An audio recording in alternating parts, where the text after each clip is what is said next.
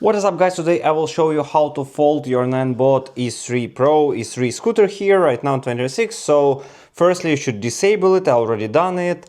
And the second step, you should press up the thing so you will have it this way. And after this you have here the stand, put it out.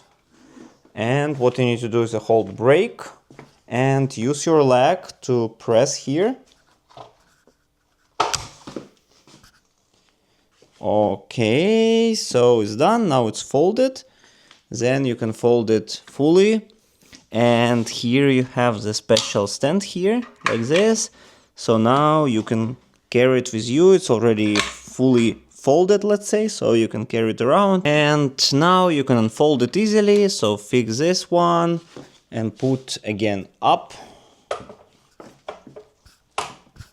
You should do it, I do it with one hand, of course with two hands it's much more convenient. So you do it very fastly, then put it up, fix it here, boom, so it's fully folded and you can use it.